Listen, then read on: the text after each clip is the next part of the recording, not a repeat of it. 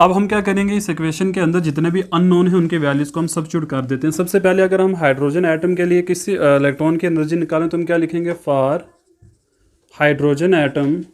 तो उसके लिए हम स्टूडेंट्स क्या करेंगे, पुट करेंगे Z=1 बिकॉज एटॉमिक नंबर जो होता है वो 1 के बराबर होता है। और बाकी सारे अननोन जो हैं, और साथ में अगट्ठा ये कि कम कर देता हूँ फॉर फर्स्ट ऑर्बिट।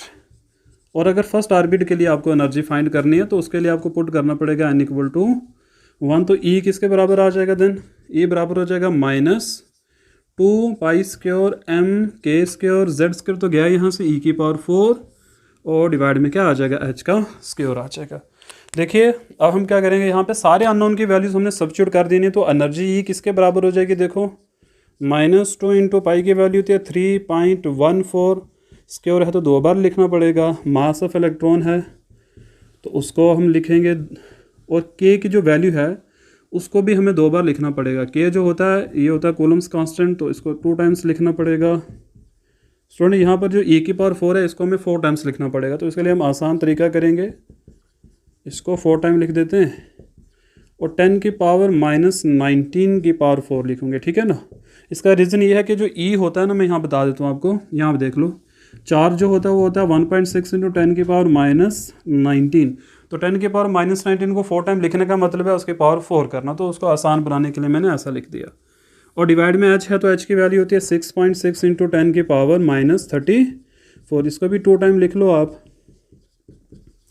जब हम इन सब वैल्यूज़ को सॉल्व आउट करेंगे तो जो हमें आंसर मिल जाएगा वो आंसर क्या आ जाएगा, -13.6 electron volt. This is the energy of electron in first orbit. This is the energy of electron in first. ये आपने याद रखना है। हाइड्रोजन एटम के केस में जो एनर्जी होगी इलेक्ट्रॉन की फर्स्ट ऑर्बिट के अंदर वो ये वाली आती है। सेकंड ऑर्बिट में अगर निकालना चाहते हो तो फार्मूला हमारे पास है, n की वैल्यू को कितना पुट कर दो, 2 पुट कर दो। लेट सपोज मैं बता दूँ, जैसे ये E1 आ गया मेरे पास, E2 किसके बराबर आ जाएगा, -13.6 डिवाइड बाई 4 हो जाएगा।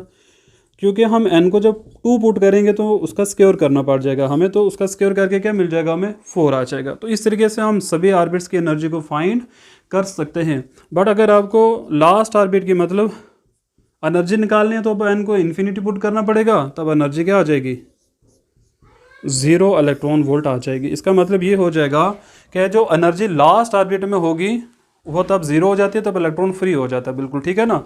तो ये वाला पूरी कंडीशन थी जो आज हमने डिस्कस की एनर्जी निकालने के लिए। क्वेश्चन बहुत ही आसान है और थोड़ी सी कैलकुलेशन सबको करनी है यहाँ पे। तो आज हम इतना ही रखेंगे, मिलते हैं नेक्स्ट वीडियो के अंदर।